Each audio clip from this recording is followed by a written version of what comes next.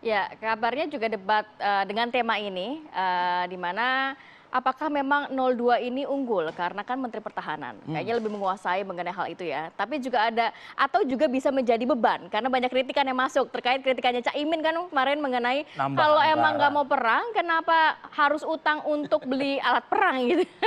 Makanya coba kita lihat siapa yang lebih menguasai pada pagi hari ini jelang nanti malam para capresnya.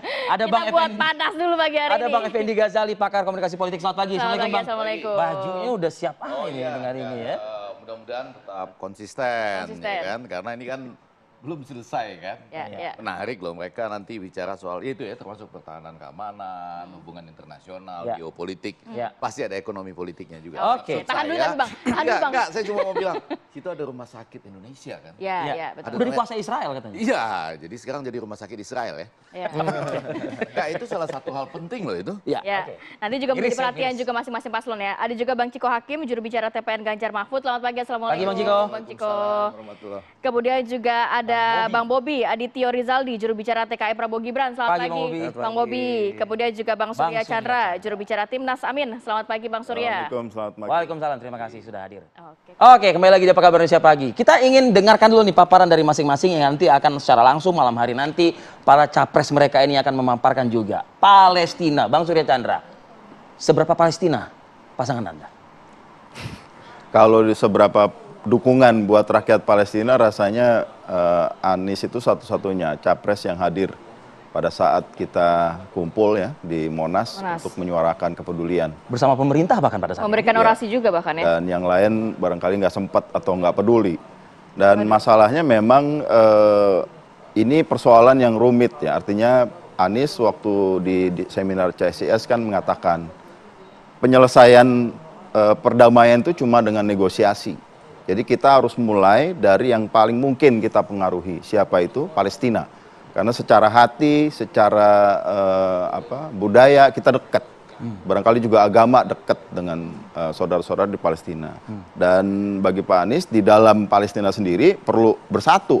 Nah di sini, nah itu gagasan untuk membawa anak-anak Palestina melihat bagaimana perbedaan itu bisa Menyelamatkan lah menyatukan. Juga perbedaan itu bisa menjadi bahan untuk cari tahu, itu kita bisa fasilitasi.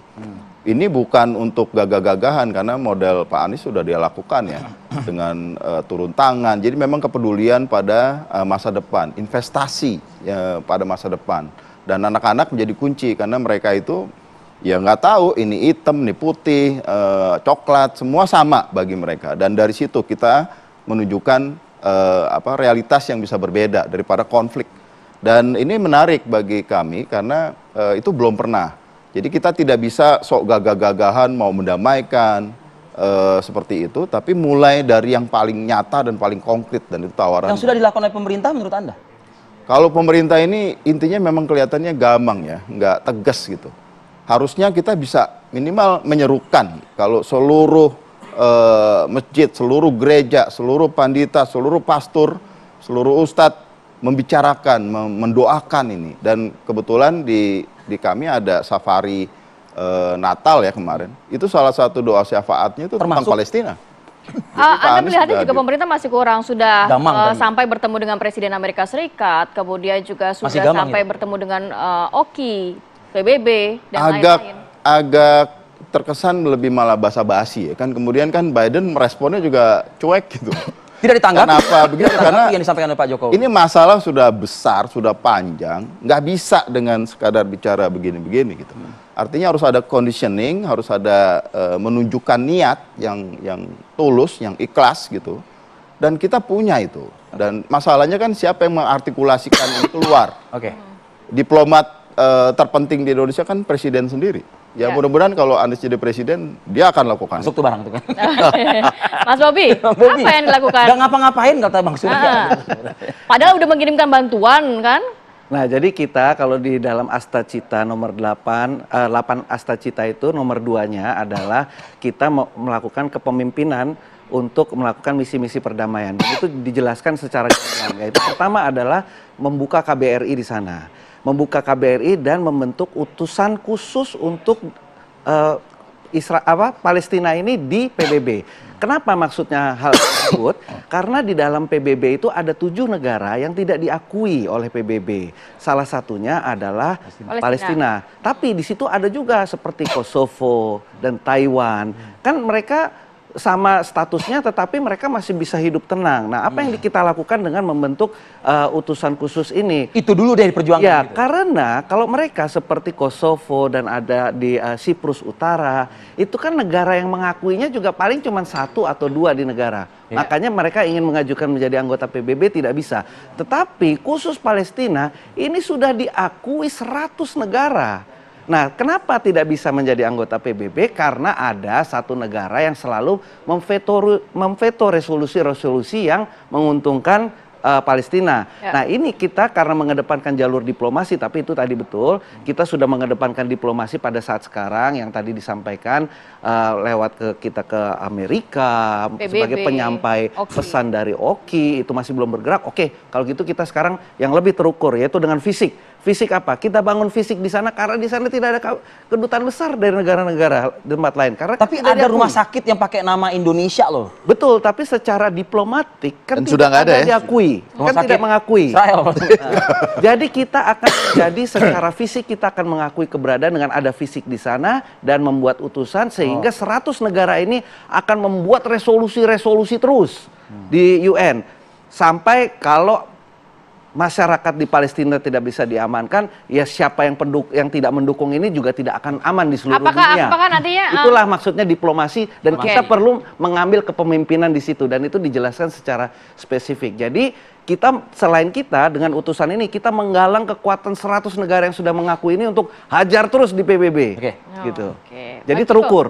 Baik, Bang Ciko, Bang Ciko? apa upayanya? Selain juga kita tahu saat Piala Dunia menolak Israel untuk masuk ke Indonesia. Tahu aja mau ngomong Tapi itu. apalagi Bang Ciko? Ya, jadi itu konkret ya. Nomor 1 kan kenapa kita harus membela Palestina, memperjuangkan kemerdekaan mereka bersama negara-negara lain yang memang bersimpati pada mereka, karena itu juga menjadi amanat dari konstitusi kita, ya menjadi di pembukaan malah ya bahwa penjajahan di muka bumi ini harus ditiadakan dan lain-lain, tidak sejalan dengan perikemanusiaan dan perikeadilan. Nah ini 1 itu amanat konstitusi. Yang kedua kalau kita bicara dengan soal Pak Ganjar Pranowo dan PDI Perjuangan khususnya, nah kita juga sempat menyelamatkan legasi Pak Jokowi untuk beliau tidak menjadi presiden pertama yang menerima tim sepak bola Israel di Indonesia. Nah ini penting sekali karena memang bagi PDI Perjuangan dan Pak Ganjar ini selain amanat konstitusi adalah juga core dari perjuangan hubungan internasional Insinyur Soekarno, presiden kita. Jadi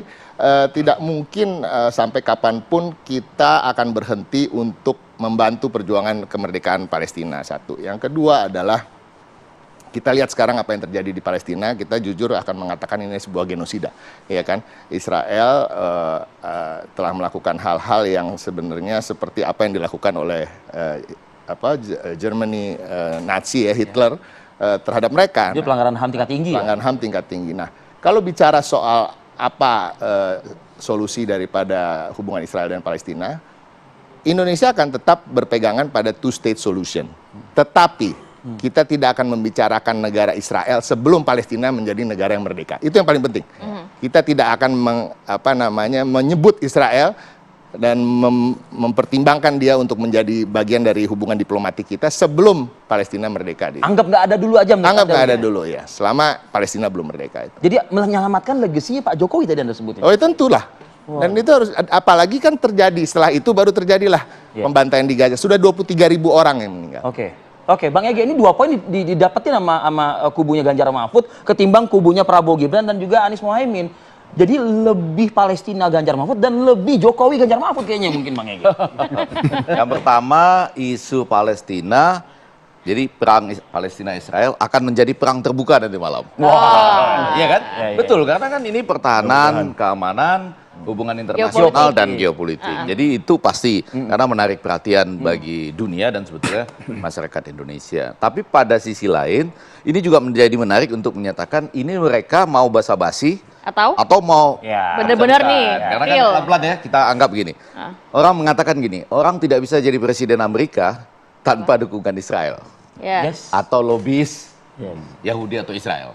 Sebaliknya, orang nggak bisa jadi presiden Indonesia tanpa dukungan dalam tanda petik restu Amerika katanya. Ya, ya. Jadi artinya iya Anda berdebat seperti apa, berani nggak tuntas seperti ini tadi gitu ya. Karena Bang Ciko. menarik apa yang disampaikan Ciko itu adalah kan Piala Dunia dengan keterlibatan Israel ditolak oleh Pak Ganjar, PDIP. PDI Perjuangan dan banyak lagi lah Ya, ya, tapi ya. utamanya motornya di situ. Aha. Konon itu yang menjadi perpecahan antara Pak Jokowi dengan PDI Perjuangan karena merasa Pak Jokowinya ditinggalkan Ya. kalau bicara tentang apa yang terjadi pada saat ini. Dan bahkan kata beberapa lembaga survei itu yang menyebabkan Ganjar jadi jatuh. Nah sekarang dengan melihat ini harusnya ada perubahan dong ya, lepas dari pertanyaan kita soal lembaga survei. Tapi saya mau mengatakan isu nanti malam itu di samping soal Palestina sebetulnya panjang dan lebar loh. Banyak temanya Ada ya. isu geopolitik, pertahanan, keamanan dan lain-lain. Bahkan ekonomi politiknya juga ada. Tadi sambil bercanda saya mengatakan gini loh. Dia kan nggak terlepas dari isu lainnya. Seperti misalnya mau mendatangkan 1,5 juta sapi betina yang bisa diperah. Lah itu kan ada hubungan internasional loh. Betul Pak Bobi ya. Itu kan 1,5 juta sapi betina yang produktif. Tiap hari bisa Itu kaitannya masuk ntar malam tuh. Enggak, maksud saya kalau kita mau bicara.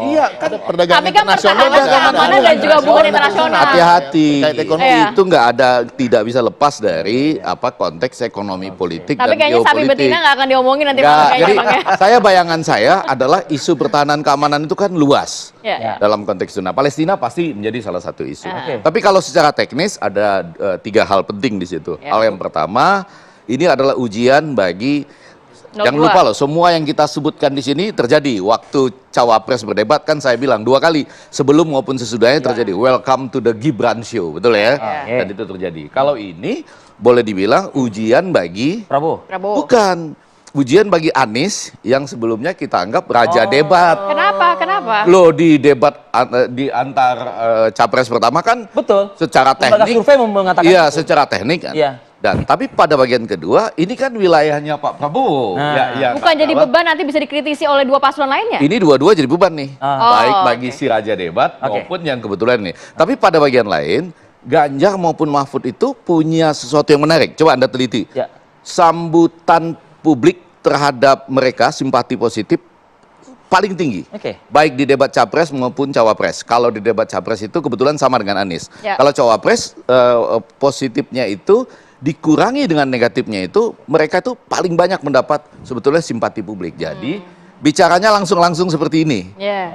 Nggak apalagi nggak ada ini ada itu kan mereka langsung tat gitu. Oke. Jadi ini tantangan buat 3 hal itu maksud Oke, saya secara baik. teknis. Nah, kita di segmen selanjutnya kita ingin coba dalami lagi ya. Apa sih sebetulnya yang sudah dilakukan oleh para capres ini untuk nanti malam? Bang Surya Chandra, Bang Bobi, dan juga Bang Ciko. Apakah soal anggaran menjadi hal yang seksi ya? Akan menjadi serangan nanti malam ini. Iya, iya. Usai jeda, kami akan kembali.